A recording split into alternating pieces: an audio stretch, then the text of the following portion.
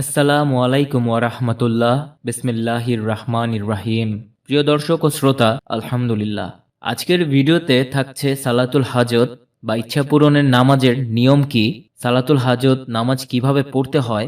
আপনারা অনেকেই সালাতুল হাজত নামাজের নাম শুনেছেন, কিন্তু জানেন না কিভাবে পড়তে হয়। তাই আজ আপনাদের জন্য সালাতুল হাজত নামাজের নিয়ম নিয়ে এসেছে, যাতে করে আপনারা সালাতুল হাজত নামাজের নিয়মটি জানতে পেরে নামাজ আদায় করতে পারেন। সালাতুল হাজত কি? সালাত অর্থ নামাজ, তা আমরা সবাই জানি, কিন্তু হাজত অর্থ কি? হাজতের অনেকগুলো অর্থ রয়েছে। মূলত হাজত অর্থ হচ্ছে ইচ্ছা বা প্রয়োজন, অর্থাৎ সালাতুল হাজত অর্থ হচ্ছে ইচ্ছা পূরণের নামাজ। কোনো হালাল চাহিদা পূরণের জন্য আল্লাহর সন্তুষ্টির উদ্দেশ্যে 2 রাকাত নফল নামাজ আদায় করাকে সালাতুল হাজত বলা হয়। মোট কথা, বিপদে আপদের সময় নিজের কষ্টগুলোকে নামাজের মাধ্যমে আল্লাহর কাছে পেশ করা। ইমানের পর ইসলামের সবচেয়ে তাৎপর্যপূর্ণ আমল হলো সালাত বা নামাজ। নামাজ ইসলামের প্রাণ। মুমিন এবং কাফেরের মাঝে বড় পার্থক্য হলো নামাজ। 5 ওয়াক্ত ফরজ নামাজ ছাড়াও নফল নামাজ পড়ার বিধান ইসলামী শরীয়তে রয়েছে। হাদিস শরীফে রাসূলুল্লাহ সাল্লাল্লাহু আলাইহি ওয়াসাল্লাম বলেছেন, ফরজ নামাজের ঘাটতি থাকলে নফল নামাজ তা পূরণ করে দেয়। তাই তোমরা বেশি বেশি নফল নামাজ পড়ো। ফরজ নামাজের রাকাত সংখ্যা এবং সময় নির্দিষ্ট, কিন্তু নফল নামাজের নির্দিষ্ট কোনো রাকাত সংখ্যা নেই এবং সময়ও নেই। সালাতুল হাজত কেন পড়া হয়? আমাদেরকে সকল প্রকার বিপদ আপদ, রোগবালা মুসিবতের হাত থেকে রক্ষা করার মালিক হচ্ছেন একমাত্র আল্লাহ তাআলা। বিপদে পড়লে বা কোনো কিছুর প্রয়োজন হলে বা ইচ্ছা পোষণ করতে চাইলে একমাত্র আল্লাহ তাআলার আশ্রয় নেওয়া উচিত। আল্লাহ তাআলার আশ্রয় চাওয়ার একটি মাধ্যম হচ্ছে নামাজ। সালাতুল হাজত নামাজ কেন পড়া হয়? এর একটি মাত্র উত্তর হচ্ছে আল্লাহর কাছে ইচ্ছা বা প্রয়োজনের কথা জানিয়ে দোয়া করা। আল্লাহ তাআলা পবিত্র কোরআনে বান্দাকে নামাজের মাধ্যমে সাহায্য কামনার নির্দেশ দিয়েছেন। এ মর্মে আল্লাহ তাআলা বলেন, হে মুমিনগণ, তোমরা ধৈর্য ধরো ও নামাজের মাধ্যমে সাহায্য প্রার্থনা করো। নিশ্চয়ই আল্লাহ তাআলা ধৈর্যশীলদের সঙ্গে আছেন। এক হাদিসে এসেছে, নবী করিম সাল্লাল্লাহু আলাইহি ওয়াসাল্লাম এর কোনো প্রয়োজন দেখা দিলে সঙ্গে সঙ্গে তিনি নামাজে দাঁড়িয়ে যেতেন। অতঃপর কায়মনোবাক্যে আল্লাহ তাআলার নিকট স্বীয় প্রয়োজনের বা ইচ্ছা সমাধানের জন্য প্রার্থনা করতেন। এটাই ছিল নবীজির প্রয়োজন মেটানোর অনুপম আদর্শ।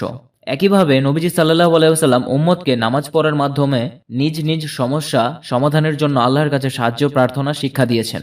তাই মুসলিম উম্মার কর্তব্য হলো যে কোনো বিপদের সম্মুখীন হলে প্রথমে 2 রাকাত সালাতুল হাজত পড়ে আল্লাহর কাছে সাহায্য প্রার্থনা করা। ব্যক্তিগত, পারিবারিক, সামাজিক অথবা যে কোনো সমস্যাই হোক না কেন, মুমিন সেই বিপদ থেকে উদ্ধারের জন্য সালাতুল হাজতের পথ অবলম্বন করবে। লক্ষ্য করা যাবে সে বিপদগ্রস্ত ব্যক্তিটি কল্পনাহীন ও অদৃশ্যভাবে সাহায্যপ্রাপ্ত হয়ে বিপদমুক্ত হবে। সালাতুল হাজত নামাজের সঠিক সময় কখন? নিষিদ্ধ সময় ছাড়া সালাতুল হাজত যে কোনো সময়ই পড়া যায়। কোনো কিছুর প্রয়োজন হলে কিংবা শারীরিক মানসিকভাবে কোনো দুশ্চিন্তা দেখা দিলে এ নামাজ পড়তে হয়। আল্লাহ তাআলা পবিত্র কোরআনে বলেন, সঙ্গত কোনো প্রয়োজন পূরণের জন্য বান্দা নিজ প্রভুর কাছে ধৈর্য ও নামাজের মাধ্যমে সাহায্য প্রার্থনা করবে। এই নামাজের কোনো নির্দিষ্ট সময় নেই, যে কোনো সময়ই এ নামাজ পড়তে পারবেন। তবে নিষিদ্ধ সময় এই নামাজ পড়তে পারবেন না, এ ব্যাপারে অবশ্যই খেয়াল রাখবেন। তবে সবচেয়ে উত্তম সময় হলো রাত্রেবেলা ঘুমানোর সময়। তবে ইচ্ছা করলে আপনি শেষ রাত্রে তাহাজ্জুদ নামাজের পর 2 রাকাত সালাতুল হাজত নামাজ পড়তে পারেন, কেননা এই সময় দোয়া কবুলের সময়। আশা করা যায় খুব দ্রুত আল্লাহ তাআলা আপনার দোয়াটি কবুল করবেন। সালাতুল হাজত নামাজের নিয়ত কি হবে?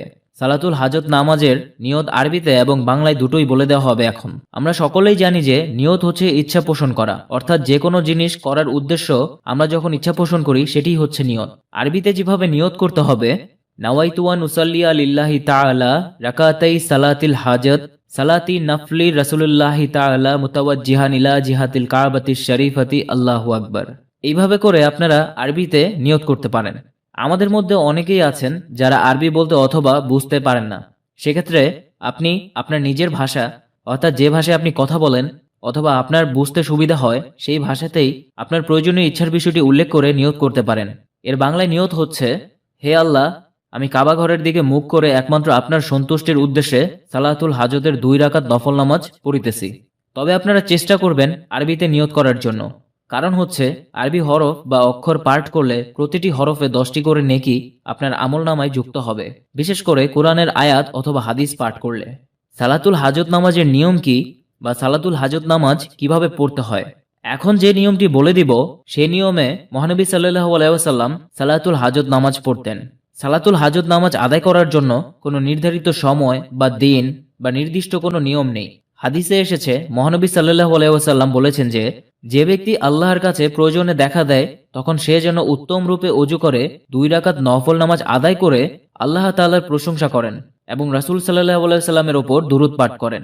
আমরা যেভাবে 2 রাকাত নফল নামাজ আদায় করি ঠিক সেভাবেই সালাতুল হাজতের 2 রাকাত নফল নামাজ আদায় করতে হবে। প্রথমে আমাদের ওযু করে কিবলামুখী হয়ে দাঁড়াতে হবে। এরপর মহান আল্লাহ তাআলার সাহায্য পাওয়ার উদ্দেশ্যে সালাতুল হাজত নামাজের 2 রাকাত নফল নামাজের নিয়ত করে হাত বাঁধতে হবে। তারপর সানা পড়তে হবে। এরপর আউযুবিল্লাহ বিসমিল্লাহ পড়বেন। এরপর সূরা ফাতিহা পড়বেন। তারপর যে কোনো একটি সূরা মেলাবেন। এরপর রুকু করবেন এবং রুকুর তাসবিহগুলো পড়বেন। তারপর রুকু থেকে উঠে সামি আল্লাহু লিমান হামিদা রব্বানা লাকাল হামদ বলবেন। তারপর সেজদা করবেন। সেজদার তাসবিহগুলো পড়বেন। তারপর সেজদা থেকে উঠবেন। এরপর বসবেন। আল্লাহুম্মা গফিরলি ওয়ারহামনি এই দোয়াটি পড়বেন। তারপর আবার সেজদা করবেন। তারপর দ্বিতীয় রাকাতের জন্য আল্লাহু আকবার বলে উঠে যাবেন। এভাবে প্রথম রাকাত শেষ করবেন। তারপর আবার দ্বিতীয় রাকাতের জন্য দাঁড়াবেন। বিসমিল্লাহ বলবেন। তারপর সূরা ফাতিহা বলবেন। তারপর যে কোনো একটি সূরা মেলাবেন। এরপর রুকু করবেন এবং রুকুর তাসবিহগুলো পড়বেন। রুকু থেকে উঠে সামি আল্লাহু লিমান হামিদা রব্বানা লাকাল হামদ বলবেন। তারপর সেজদা করবেন। সেজদার তাসবিহগুলো পড়বেন। তারপর সেজদা থেকে উঠবেন।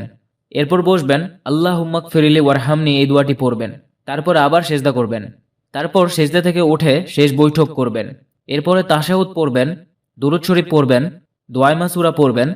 শেষ বৈঠকে সালাম ফিরানোর পূর্বে আপনার প্রয়োজনীয় বিষয়টির কথা নিয়তের মধ্যে তুলে ধরে উক্ত দোয়াটি পাঠ করবেন। দোয়াটি হচ্ছে আল্লাহুম্মা রাব্বানা আতিনা ফিদ দুনিয়া হাসানাতা ওয়া ফিল আখিরাতি হাসানাতা ওয়া কিনা আযাবান নার।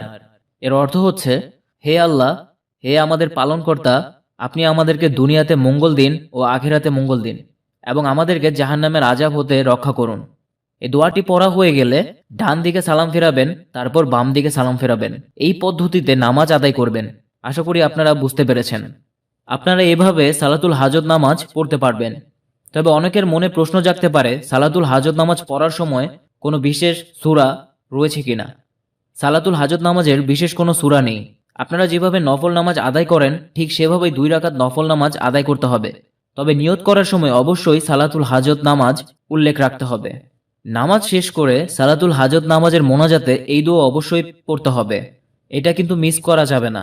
সালাতুল হাজত নামাজের দোয়া হচ্ছে, লা ইলাহা ইল্লাল্লাহুল হালিমুল কারীম, সুবহানাল্লাহি রাব্বিল আরশিল আযীম, আলহামদুলিল্লাহি রাব্বিল আলামিন, আসআলুকা মুজিবাতি রাহমাতিকা ওয়া আযাইমা মাগফিরাতিকা ওয়াল গানিমাতা মিন কুল্লি বিররি ওয়াস সালামাতা মিন কুল্লি ইসমিন লা তাদা লি যামবান ইল্লা গাফারাতাহু ওয়ালা হাম্মান ইল্লা ফাররাজতাহু ওয়ালা হাসতানা হিয়া লাকারিদান ইল্লা কাদাইতা ইয়া আরহামার রাহিমিন।